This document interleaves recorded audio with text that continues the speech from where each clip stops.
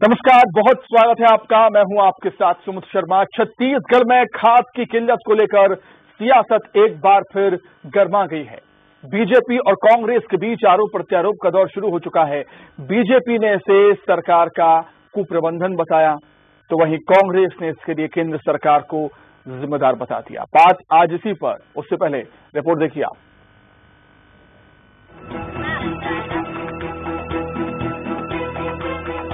प्रदेश में खाद की किल्लत को लेकर सियासत तेज हो चुकी है। पूर्व मुख्यमंत्री डॉक्टर रमन सिंह ने किल्लत को लेकर सरकार पर गंभीर आरोप लगाए हैं। रमन सिंह का कहना है कि छत्तीसगढ़ को केंद्र सरकार से पर्याप्त मात्रा में खाद मिल रही है। खाद की किल्लत सिर्फ व्यापारियों को फायदा पहुंचाने के लिए दिखाई जा रही है। रमन सिंह का यह भी आरोप है कि खुले बाजार में आराम से खाद मिल रही है, लेकिन सोसाइटीज में इसकी किल्लत है। जानबूझकर सरकार कालाबाजारी को बढ़ावा दे रही है और खाद किल्लत के लिए सप्लाई को जिम्मेदार बता रही है। वहीं बीजेपी सांसद सुनील सोनी का कहना है कि छत्तीसगढ़ की सरकार किसानों के साथ अन्याय कर रही है। खाद की पर्याप्त मात्रा छत्तीसगढ़ को दी जा रही है। ये सिर्फ और सिर्फ व्यापारियों को लाभ दिलाने के लिए व्यापारियों को 60% कोटा खाद का, डीएपी का और यूरिया सुपर फास्फेट दे रहे हैं। ओपन मार्केट में व्यापारी के पास ट्रकों में जाके खाद ले लो, सोसाइटी में एक भी बोरा खाद नहीं है। इसका मतलब है जानबूझकर कालाबाजारी को बढ़ावा दे रहे हैं सरकार, और ये सब मिली भगत का मामला है। केंद्र के ऊपर डालने की जरूरत नहीं। जो निर्धारित कोटा है साल भर का, और उसमें जो शुरू के 6 महीने में जो कोटा ना की, उससे ज्यादा खाद पहुंच चुका है। मैंने केंद्रीय मंत्री से भी बात की। ये किसानों के साथ में अन्याय करने वाली सरकार है, जो केंद्र पर आरोप लगाती है और 4.5 लाख मेट्रिक टन खाद जो है इनके गोडाउन के अंदर में पड़ा है, और एक व्यापारी के पास में खाद है लेकिन सोसाइटी में खाद नहीं है। ये अपने आप में एक प्रमाणित है और जो है जनता के सामने में है, किसानों के सामने में है कि ब्लैकमेलिंग को बढ़ावा देने वाली कौन सी सरकार है? राज्य सरकार है, केंद्र नहीं है। केंद्र तो दे रही है। रमन सिंह के आरोप पर खाद्य मंत्री अमरजीत भगत ने पलटवार किया। अमरजीत भगत का कहना है कि केंद्र सरकार ने पिछले साल की तुलना में इस साल खाद का अलॉटमेंट कम कर दिया है, जिसकी वजह से खाद की आपूर्ति कम हो चुकी है और खाद का कोटा भी तय समय पर नहीं मिल रहा। इसी वजह से सोसाइटीज में खाद की किल्लत हो चुकी है। एक तरह तो भारतीय जनता पार्टी केंद्र में सरकार में है, खाद का अलॉटमेंट कम कर दिया। पिछले वर्ष हमको 6.49 लाख मेट्रिक टन खाद का अलॉटमेंट था। इन साल वो घटा करके 4,39,000 मेट्रिक टन कर दिया। भारतीय जनता पार्टी के नेताओं का तो जो बयान है वो उनको खुद समझ में नहीं आता है कि वो क्या बोल रहे हैं और क्या बोलना चाहिए। किसानों के तकलीफ से, किसानों के समस्या से इनका कोई सरोकार नहीं है। केवल हर चीज में इनको राजनीति दिखता है और राजनीतिक दृष्टि से बयानबाजी करते हैं। खाद की किल्लत को लेकर जहां प्रदेश के किसान परेशान हैं, वहीं बीजेपी और कांग्रेस एक दूसरे को इसके लिए जिम्मेदार बता रहे हैं। कुल मिलाकर छत्तीसगढ़ में खाद को लेकर पॉलिटिक्स अनलिमिटेड चल रही है। Bureau report, news 18, Madhya Pradesh, Chhattisgarh. तो बेहद खास मुद्दा है, क्योंकि ये मुद्दा सीधा अन्नदाता यानी कि किसान से जुड़ा हुआ है। तो इस मुद्दे पर चर्चा करने के लिए हमारे साथ दो खास मेहमान जुड़े हुए हैं। नितिन भंसाली जी कांग्रेस प्रवक्ता हैं और राजीव चक्रवर्ती जी हमारे साथ जुड़ेंगे।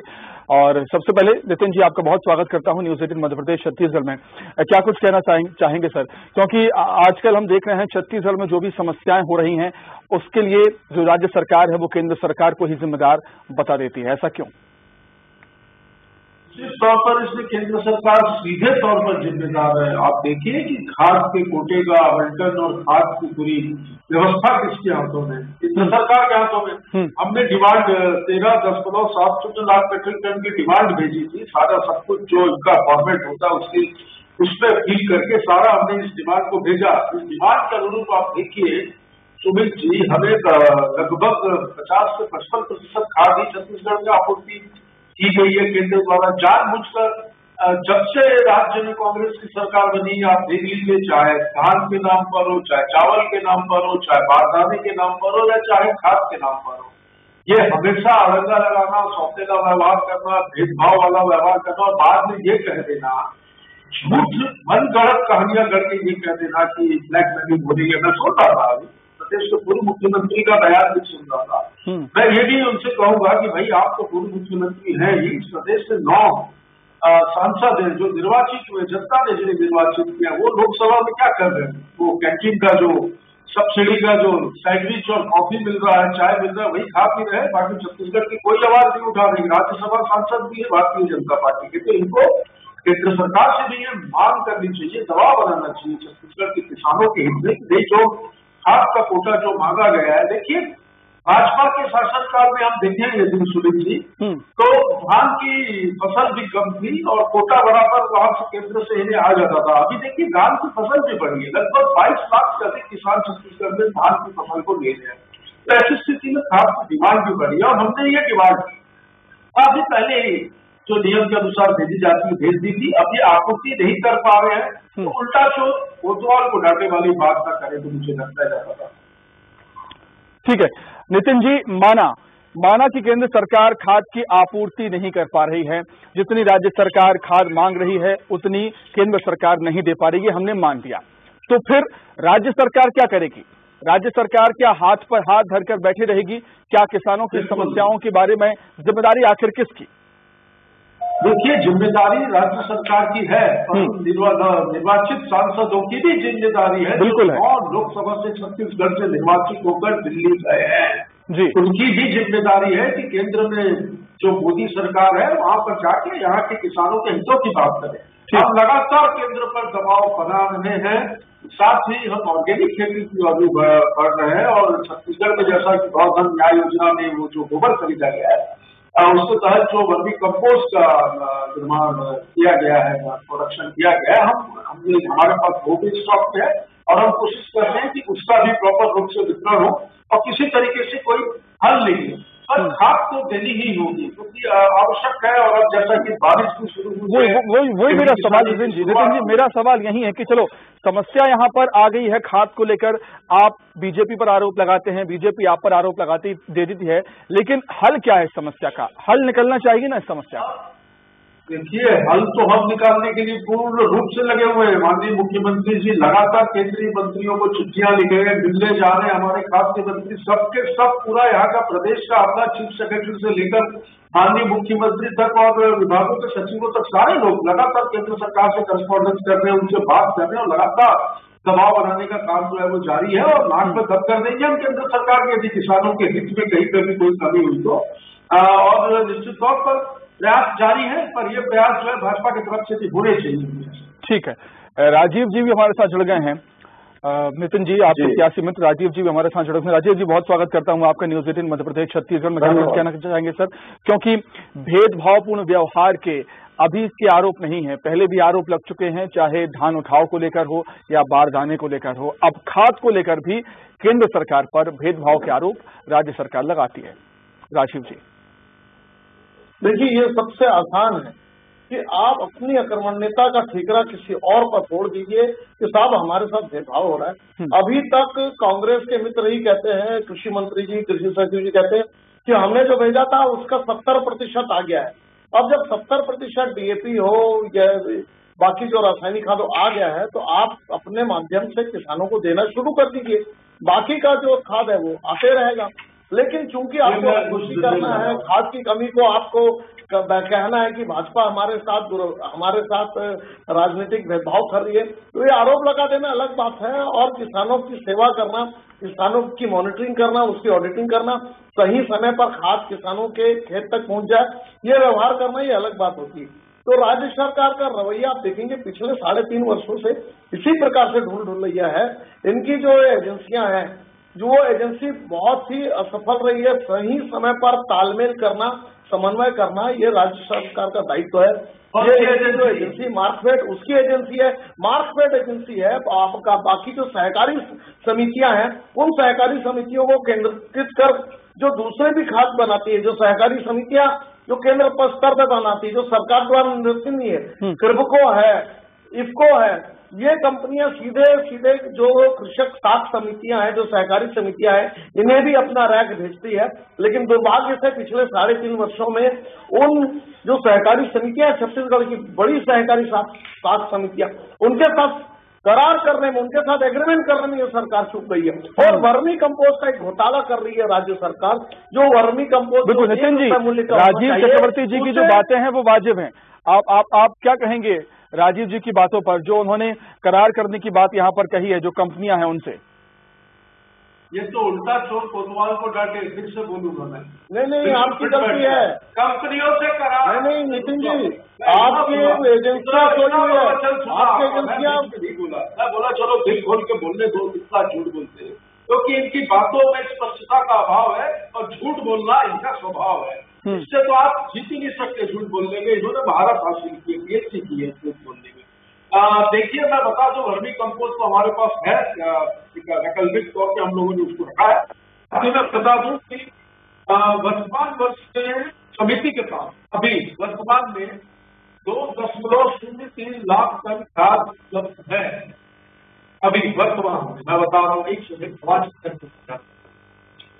2.3 लाख टन खाद अभी समितियों के पास उपलब्ध है और 2 लाख मीट्रिक टन खाद की आपूर्ति अब भी वर्तमान में कम हुई है। जितनी खाद हमने मांगी थी उतनी खाद अभी नहीं दी गई है, जिस पर लगातार हम दबाव बना रहे हैं, चाहे वो कंपनियां हो, जैसा कि इन्होंने कहा कि विभिन्न कंपनियां भी आखिर केंद्र सरकार के अभी भी काम करती है।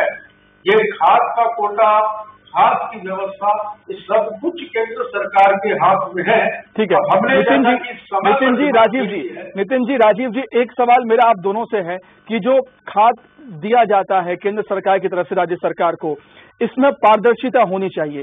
कोई दस्तावेज अगर सरकार सार्वजनिक करे कि इतनी खाद हमने मांगी और इतनी खाद हमको कम मिली है, इसके बारे में क्या कुछ अगर राज्य सरकार की तरफ से हो सकता है कि अगर किसी किसान ने अगर पूछ दिया कि बताएं हमें कि कितनी खाद राज्य सरकार को मिल गई और कितने कम, क्या इसका कोई दस्तावेज होता है क्या?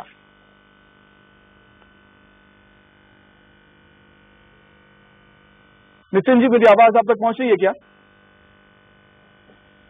जी रिपीट करिए आवाज। जी नितिन जी, मैं यही जानना चाह रहा हूं कि जो राज्य सरकार केंद्र सरकार से खाद लेती है उसका कोई दस्तावेज, कोई डॉक्यूमेंट होता है क्या, कि कोई लिखा पढ़ी कोई चीज हो कि इतना टन, इतना मीट्रिक टन खाद मिला, इतना नहीं मिला? क्योंकि सवाल यही उठता है कि कौन सच्चा कौन झूठा। मैं पढ़ के सुनाता हूँ जी, शायद ये लेटर झूठ ना हो पाए।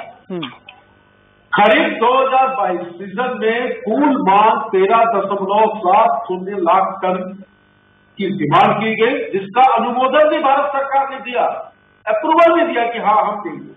इसमें urea 6.50 lakh ton, DAP 3 lakh ton, potash 80,000 ton, NPK 1.10 lakh ton एवं सुपर फास्फेट 2.30 लाख टन है। अब मैं आपको बता दूं, मई 2022 तक राज्य को यूरिया की कुल आपूर्ति 3.29 लाख टन होनी थी, लेकिन केवल 2.20 लाख टन यूरिया ही प्राप्त हुआ। इसी प्रकार आप देखिए सारी चीजों में यूरिया के वितरण में संपूर्ण नियंत्रण भारत सरकार के उर्वरक मंत्रालय द्वारा किया जाता है।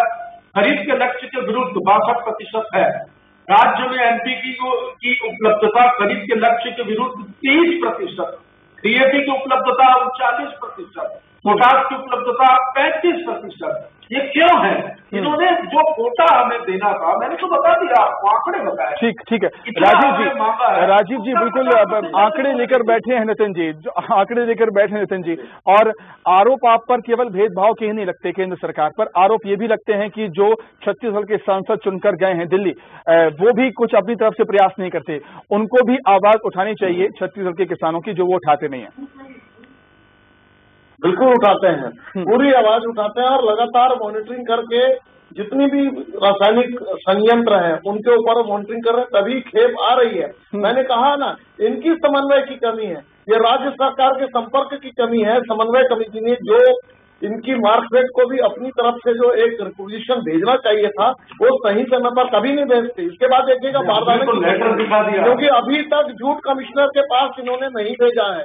इसके बाद मैं जो कह रहा हूं कि इनको भेज दिया, खाद की कमी है साहब, वो कमी इसलिए भी हो रही है क्योंकि इनके पास जो गोबर खाद पड़ा हुआ है, जो सो कॉल्ड इनके कंपेयर में भेजना चाहते हैं, उसे इन्हें बेचना है, उसे बेचकर इन्हें प्रॉफिट कमाना है और बताना है कि हम इससे प्रॉफिट कमा रहे हैं, तो उसकी और कमी और किल्लत करके प्रॉफिट कमा रहे हैं। और ये जो वर्मी कंपोस्ट है उसी प्रकार से जैसे लालू यादव को खाद घोटाला हुआ था, उसी प्रकार से यहाँ पर भी खाद घोटाला हो रहा है और खाद की भी कोई कमी नहीं है, थोड़ी थोड़ी मात्रा में आ रही है, उसे उनको भेजना चाहिए।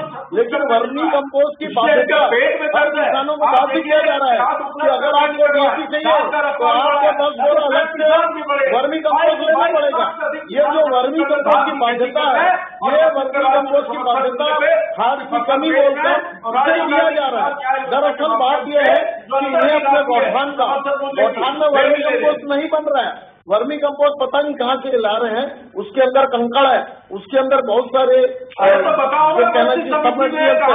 तो ये वर्मी कंपोस्ट इस वर्मी कंपोस्ट को लेकर जब सदन में अच्छा ठीक है नितिन जी, ठीक है नितिन जी, मेरा एक सवाल ले लीजिए नितिन जी। मेरा एक सवाल ये है कि देखिए किसी भी प्रदेश के लिए अन्नदाता उसकी रीढ़ होता है और अब सवाल यह है, सोचने वाली बात यह है कि राज्य सरकार अन्नदाता को लेकर कितनी गंभीर है, क्योंकि जिस तरीके से हमने देखा था ईडी की कार्रवाई को लेकर छत्तीसगढ़ के तमाम नेता आंदोलन करने के लिए दिल्ली पहुंच चुके थे।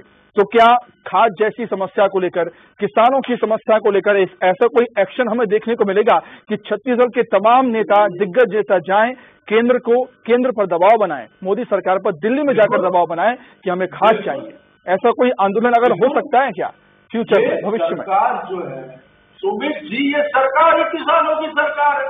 हम इस सत्ता में ही किसानों के आशीर्वाद से, प्रदेश के मुख्यमंत्री स्वयं किसान पुत्र है, खेती किसानी को जिस ढंग से वो समझते हैं ये कभी जिंदगी में नहीं समझ पाएंगे। इतनी बात है, 3 वर्षों नहीं मानी तो इसके लिए आंदोलन भी होगा। बिल्कुल, जिस तरीके से ईडी की कार्रवाई को लेकर आप लोग ईडी की कार्रवाई को लेकर जिस तरीके से कांग्रेस आक्रामक थी मोदी सरकार पर, क्या खाद की कमी को लेकर, किसानों की समस्या को लेकर इतना आक्रामक कभी होगी क्या राज्य सरकार? सर नितिन जी, यही सवाल मेरा। हर बात पर यहाँ पर सौतेला व्यवहार है और हर चीज पर हमें आंदोलन की आवश्यकता है, बिल्कुल करेंगे। ठीक है, किसानों के हित पर दिल्ली को क्या हमें राष्ट्रपति भवन तक जाना पड़ा संसद से, तो भी जाएंगे, पर यहाँ के किसाने जैसा। चलिए ठीक है, देखिए आरोप प्रत्यारोप के दौर से यहाँ पर लगते रहेंगे, लेकिन सवाल ये उठता है कि कौन सच्चा और क्या कौन झूठा है। और माफ कीजिएगा, मेरे पास समय की बेहद कमी है। नितिन जी बहुत धन्यवाद आपका, राजीव जी आपका बहुत शुक्रिया जुड़ने के लिए और तमाम चर्चा में हमारे साथ शामिल होने के लिए। तो हमारे खास कार्यक्रम में इतना ही, नमस्कार।